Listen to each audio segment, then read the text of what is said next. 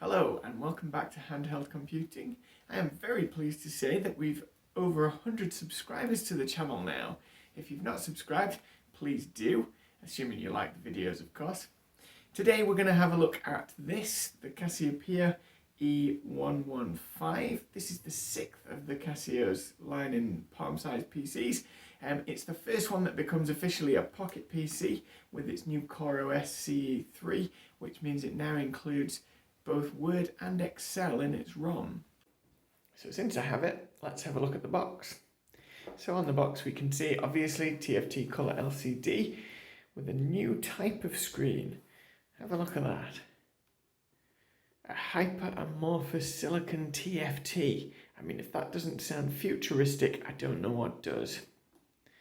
But we've also got stereo MP3 playback, and we've got the newly introduced Pocket Word and Excel, as well as compact flash card slot and rechargeable battery pack.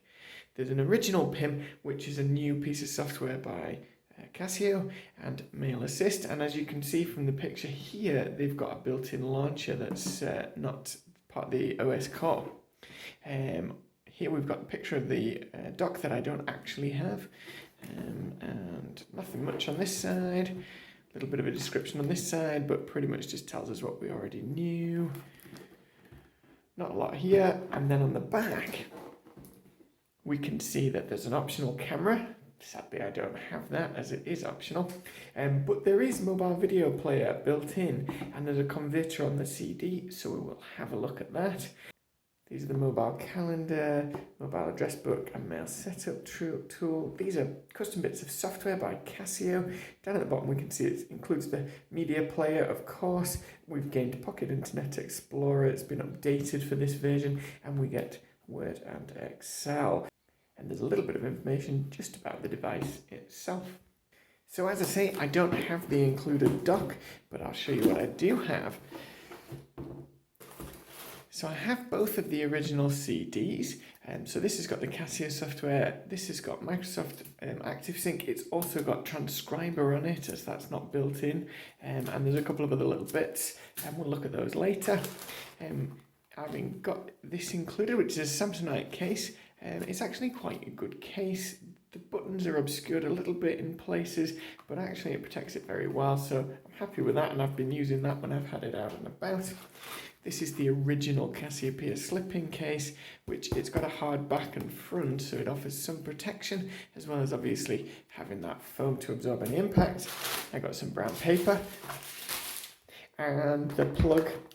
So these are unusual because later Pocket PCs actually use the port on the bottom to charge, whereas on this one we've got a separate charging slot, which is handy since I don't have the cable for it or the dock. So let's take a quick look around.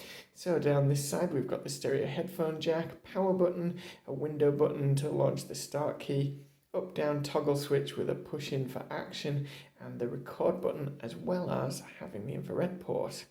On the bottom we've got the power jack, a cover for the dock slot, so that's all there, and on this side we've just got the stylus silo, that's all. The top's not too interesting either, just the top of the door for the compact flashcard slot and 2 LEDs. On the back, it's got this funny switch, which actually, if we open the flashcard door, you'll see stops you from putting a card in or out. And when the card is in, it sits too high to lock it, so I'm not sure what its purpose is, but it's there. So we'll just pop the door back on. Also on the back, we've got the door for the backup battery, so you pull this switch that way and the backup battery can be released and changed. In the middle position, it will allow you to power it on, and in the left position, you can then open the battery door. You can't power it up while it's in this position, it just doesn't let you, and that seems sensible to me. So we'll pop that back on, let's have a look around the front. So on the front, pretty standard, we've got this nice D-pad, so a circular pad to go left, right, up, down, and 3 front-facing buttons. Microphone is also here, and the speaker is right in the middle of there, and it's actually quite good, is that speaker. So let's power it on. Being a new operating system, it does have a slightly different startup sequence, but we'll just whip through that.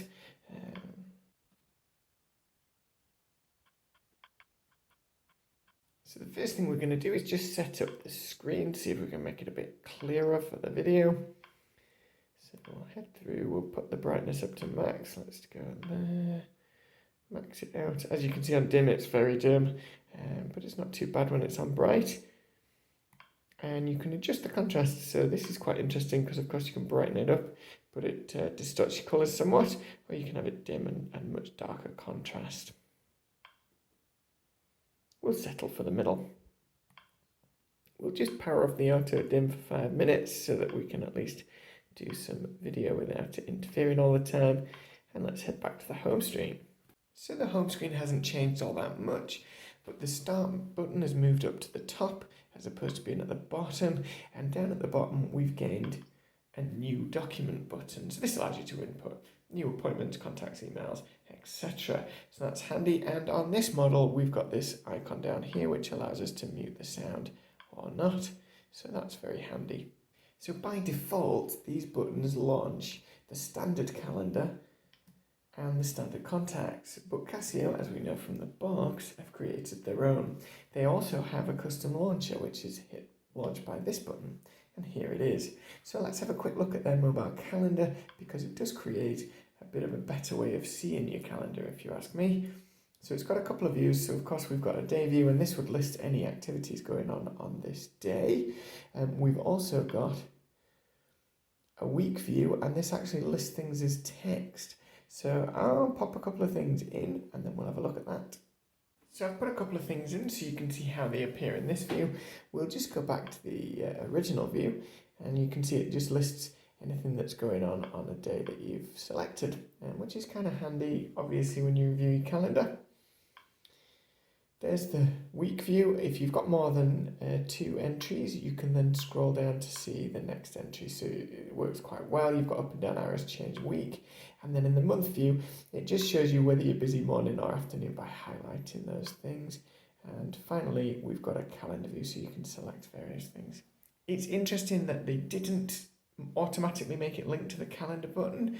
What's more interesting is they included an app to do that on the CD. What a waste of time when you can just do it yourself in the button menu. Moving on, let's have a look at the mobile address book. So as you can see, I've put a couple of names in. You can view, if you've got company names in, you can view those. I haven't, we've just got names. But as you can imagine, if you had a lot of names in here, if you were a rep and you had hundreds of people, it'd be very easy to use the sliding bar at the top to select the name and find them. And when you tap on a name, it pops up as a card at the top, and you still retain the list at the bottom. And depending what information's in there, you can have the personal information on one, the work information on the other, and you can also view it as a list if you prefer. So if we head back to the launcher, you can see we've got all the different applications. If we scroll down, we've got another page, and you can add more than one page if you wish. And of course, you can select what you want to appear in each box. So if we select that, we can go new application or submenu, which allows you to put a folder menu, or you can put application and then just select it from the list. So whatever you want, we'll put File Explorer up. And there we are. So very easy to use. And of course, this gives you quick access to all the apps you most use. So a bit of rearranging when you settle in makes a lot of sense. So let's have a look at Pocket Word. So up until now, Word hasn't been available on palm-sized PCs, only on the handheld PCs where they have keyboard functions, like this one. Microsoft introduced Pocket Word, and it's very similar to on the handheld PC, but actually has a couple of extras. So if we go to View, we can choose Writing. So this allows you to write on the screen, much like you do with the notepad, except that in this one we now have a recognize function. and it'll convert it into text. So that's handy. We also have in views drawing. So we'll just zoom in a little, or out I should say, and you can pop the tools up using this bar. So you can change your colour, so we might want red. You can change your pen width, and you can change the fill colour, so you can choose it to fill when you create an object, like so. And the fill colour can be operated separately, or you can have it the same, that's up to yourself. But it allows you to add pictures. If we go back to the normal view, which is typing, of course, we can then see those things in there. You'll have also seen very quickly there, there is a recording function, so you can add a memo or audio recording. There is still no ability to add tables or graphs in this. So if we come out of there, we'll hit Launcher and go to Pocket Excel. So pretty much as you'd expect, it's a spreadsheet. You've got usual functions in there. We can add various different functions from a drop-down list. If you know what you want, of course, you can just type it in. You can add numbers and text. You can also select different sheets, so you can have more than one sheet in each workbook, which you can't do in the Epoch operating system, but on this you can't add graphs, and nor can you embed audio or pictures within Pocket Excel. Heading back to the launcher, we can see that if we scroll down, we've also got Microsoft Money available and Microsoft Reader. So this will read lit books, L-I-T, and it'll also read text. I've struggled to get many of them to work, I must admit, but it does read them. Anyway, this worked quite well. As you can see, it can embed pictures, and you can simply use the up-down keys to scroll. You can change using the arrows instead if you wish. You can select things to highlight, bookmark. So actually, yeah, let's highlight something. There we go. So we can add a highlight. You can add a note. I'm not really sure why you'd add a note, but you can. So we'll add a note. There we are. Done. And it pops it as a note there, so we can see there's a text. You can also add a drawing, which seems a little bit of an odd thing to do on the side of a book, but you can. And then that stays there. So these are some functions that I don't have any use for. Perhaps you do, and perhaps you'd like to put some comments below about what you would use these functions for. So we'll just have a quick look. Last thing, we'll just move up a bit. Windows Media Player. So I'll play this sample, but it sounds quite tinny on this speaker. And actually, when you have a better audio player, it's not as tinny as this. So I'm going to install some other applications.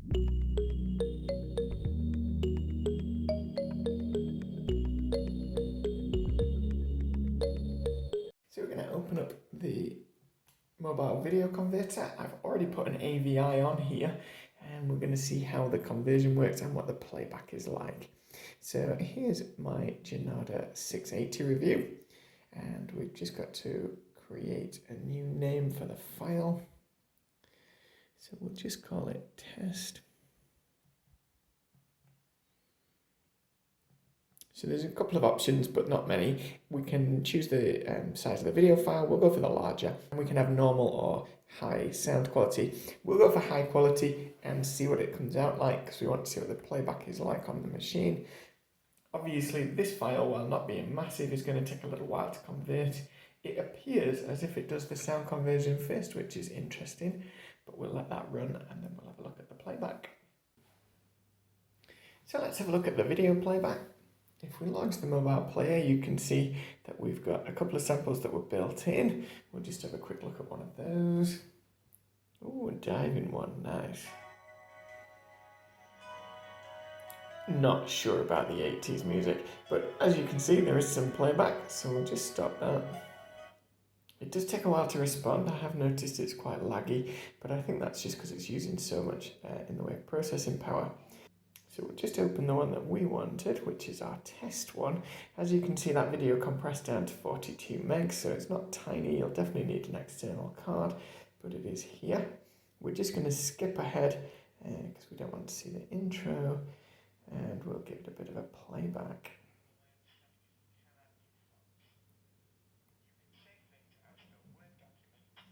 So I don't think the audio playback's particularly good, but it's not terrible. And equally, I think the video playback is surprisingly good for such high compression. You can't make it full screen, which is a real shame. One of the things you can do, if I just pause it,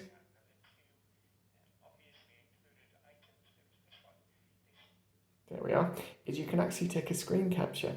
Not sure why you'd want to, but you can, so that saves it as a screen capture. So if you've got a video and you particularly like a scene, you can capture it. And then in terms of options, we can change the background.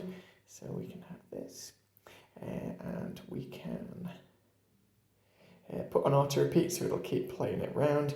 Neither of these appear to do anything, as they always play default, and that seems to be the only option to select. We can adjust the brightness. At the moment I'm on full brightness anyway, but you can adjust it within the app instead of having to go to the settings. And other than that, we've got an about. So actually for its time, I think it's a great playback system. It will be easy to convert small videos to show your friends and things like that. These days, of course, I think you'd probably just use your phone with its superior IPS screen. So here's a map of San Francisco. This is Pocket Streets. If you select an area, it zooms in. You can, of course, zoom out. And there are various search options. There's no GPS ability in this, so it can't give you directions. And my understanding is later versions, you could use a GPS to put you on the map or center the map, but it wouldn't give you directions to places. But you can find an address or a street name using those simple methods, and you can drop push pins in for places that you might want to visit. You can name them and put notes about them. So, interesting map software. There is other map software available. Let's have a look at Zio Golf. So this was included on the original disc as a demo, so there's only two courses you can play, but it's quite a nice golf simulator.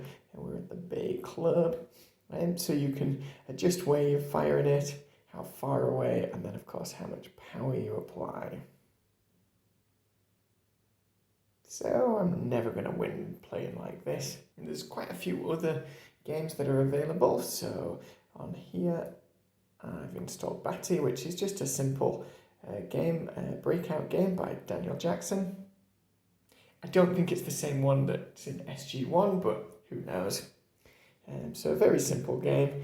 We tap the screen to launch it, and then use the up and down buttons to move. I'm not very good at this, so we'll just move on. So next up, I found a nice paint program. It's very simple, but if you just wanted to make a quick drawing, you can select your colour and your density and your pen style and do some drawing. It's not fancy, but it works. It's got an undo, you can save things, and it's free. So there's a link below. So this is Primer. This is a PDF viewer. It's only available for 30 days as a demo, but it runs very nicely on here. So we're just going to hit evaluate. And I've put Grimm's Fairy Tales because it's out of copyright on here, so you can see how it views. It does take a little while to load. So if we select the zoom level, we can actually fit to width. And if we move on a page,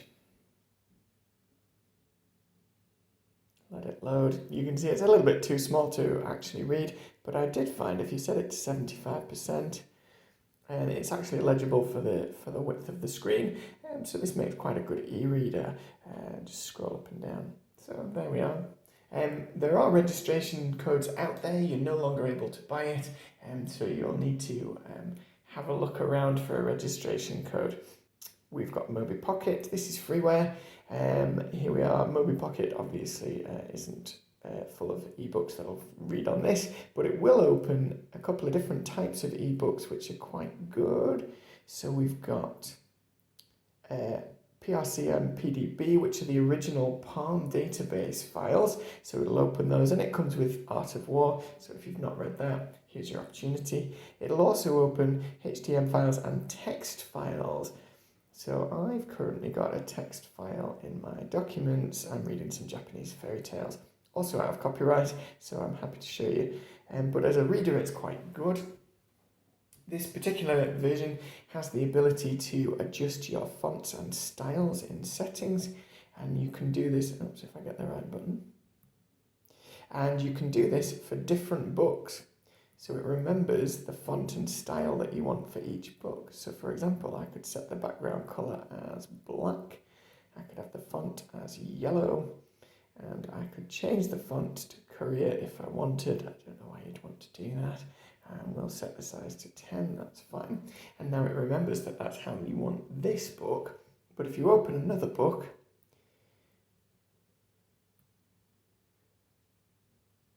so we'll open The Art of War, you'll see that this is in its original format. And again, if we go to settings, we can then alter how we view this. So that's quite nice. I don't think you'd want these settings, it'll be impossible to read, but there you are. So just as an example, this is quite a nice feature because it means that your different books could have different backgrounds. For example, reading at night, you might want a dark background with a light text, and reading during the day, the other way around. So kind of handy. Moving on, we've got ink notes. If you've not seen my video on the SmartPad, this is the software that goes with SmartPad, and I find it quite useful software, to be honest. It essentially gives you a page, and you can write on it, you can adjust the fonts, which allows you to draw or write in various colours, and you can create new pages, and it saves them as bitmap files on the computer, allowing you to transfer them and email them. So if you've not seen that video, do have a quick look. I'll pop a link below. So through headphones on here, the sound is excellent. The speaker, as I say, is actually quite good, so we'll just play a few moments of this so you can hear it.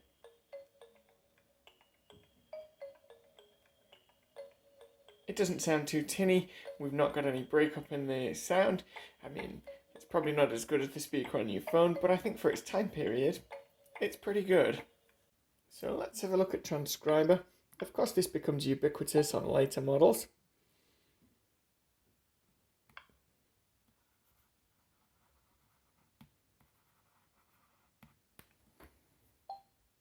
Its out-of-the-box recognition is very good.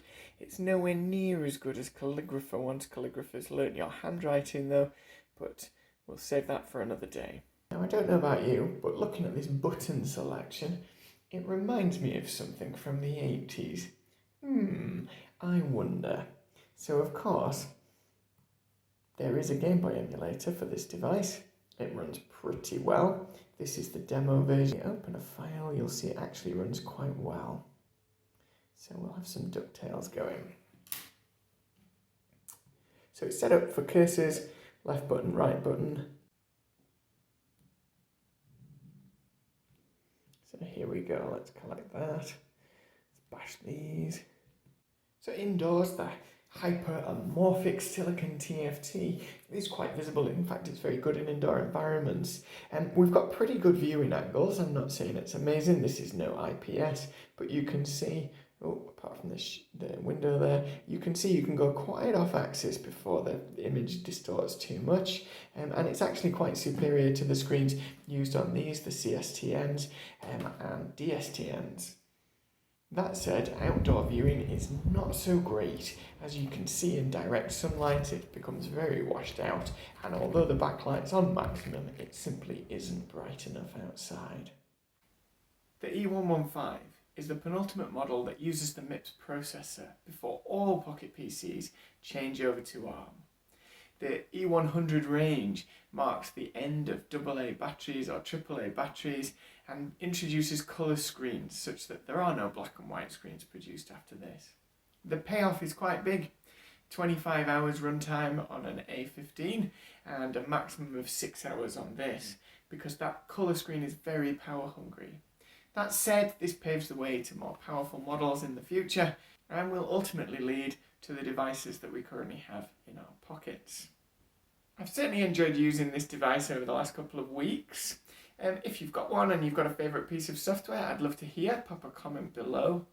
This video has been a bit longer than most of them. If that's something you like, sure, let me know. If you prefer them to be shorter again, let me know. I'm all ears. This is in early days for this channel. I'm still trying to figure out what people actually want.